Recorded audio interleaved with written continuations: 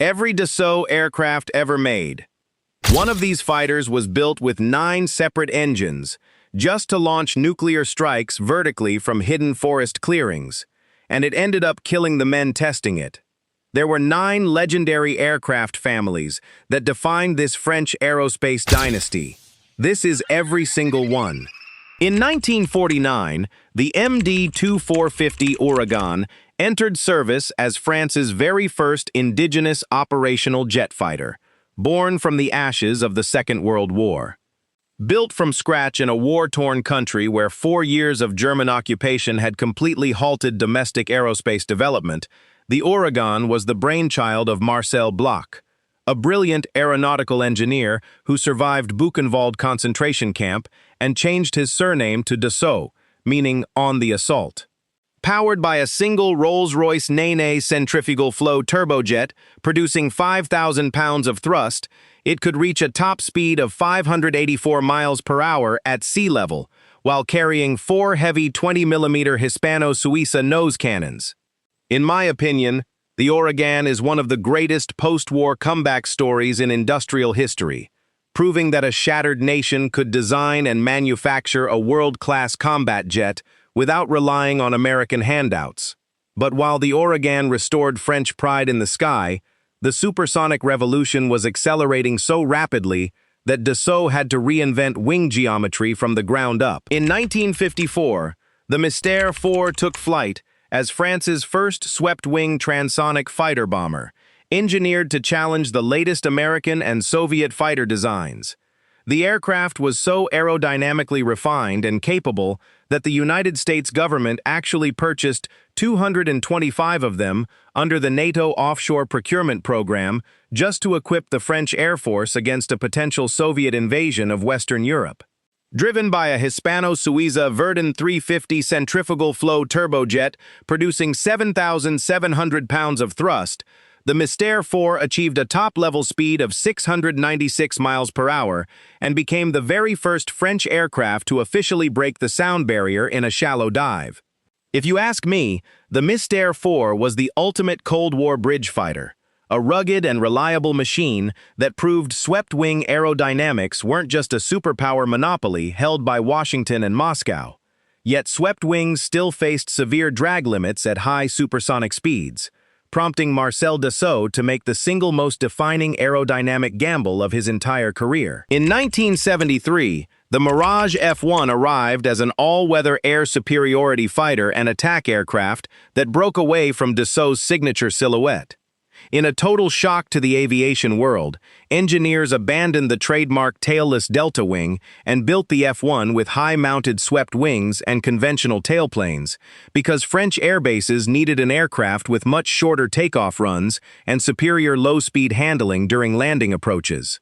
Equipped with a single Snecma Atar 9K50 afterburning turbojet, producing 15,870 pounds of thrust, it reached Mach 2.2 while doubling the operational combat range of the older Mirage III series.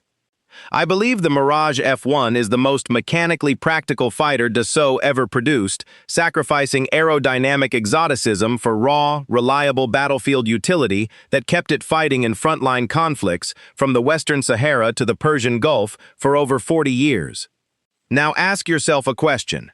What happens when an aerospace company takes its land-based strike engineering and adapts it to launch from the violently pitching deck of an aircraft carrier? In 1964, the Mirage IV entered operational service as a strategic supersonic nuclear bomber built to guarantee sovereign French deterrence during the Cold War.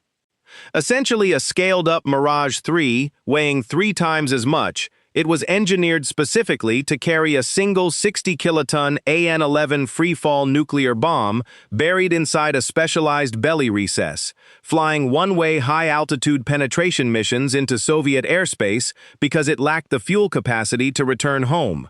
Driven by twin Snecma Atar 09K50 afterburning turbojets generating 15,400 pounds of thrust each, it cruised at Mach 2.2 at altitudes exceeding 65,000 feet for sustained supersonic dashes across hostile territory.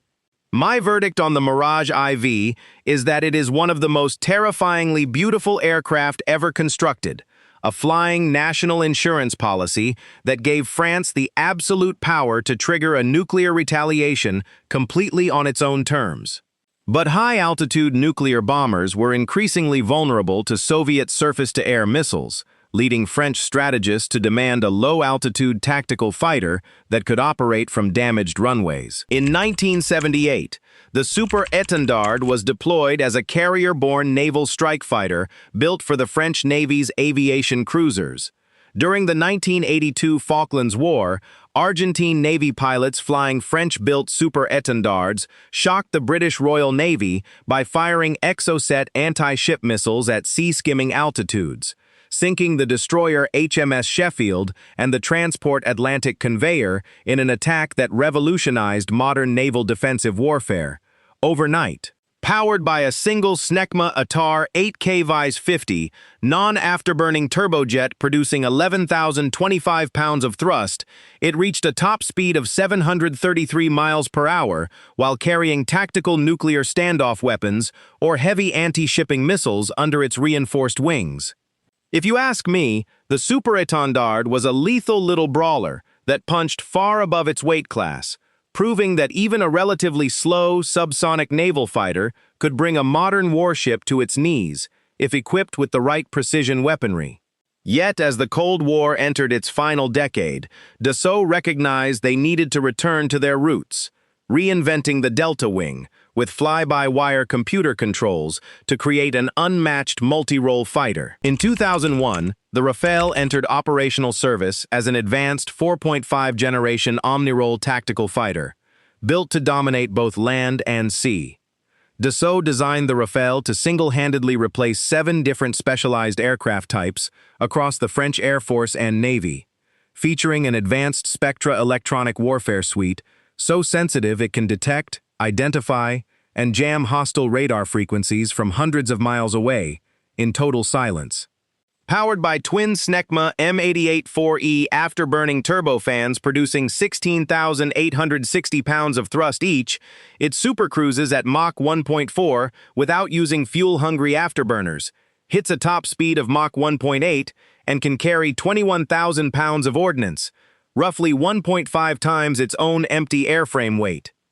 I believe the Rafale is the finest non-stealth multi-role fighter flying anywhere on Earth today, a triumph of sovereign aerospace engineering that proves an independent nation can still outperform giant multi-country consortiums when they stick to a single, uncompromising vision. Which brings us to our final entry, the bizarre, experimental Cold War machine that takes us all the way back to the 9-engine vertical takeoff mystery of our opening story. In 1960, the Mirage III was deployed as a lightweight, supersonic, tailless delta-wing interceptor that would permanently alter the global arms market. During the 1967 Six-Day War, Israeli-piloted Mirage IIs decimated entire Arab air forces on the ground and in aerial combat, scoring dozens of dogfight victories and turning the French Delta Wing into an overnight international export sensation that sold to more than 20 countries around the world. Powered by a single Snecma ATAR 09C afterburning turbojet producing 13,700 pounds of thrust, supplemented by an optional Separ rocket booster module installed in the belly, it hit a blistering maximum speed of Mach 2.2, or more than 1,460 miles per hour. To me, the Mirage III is the absolute undisputed icon of French aviation, an aerodynamically pure masterpiece that proved a simple, lightweight delta wing could outmaneuver much heavier, overcomplicated American and Soviet interceptors. And speaking of iconic fighter lineages that changed aerial warfare, if you are enjoying this breakdown of aerospace history, the next complete manufacturer lineup is already scripted and ready for production, so hit that subscribe button right now so you don't miss it.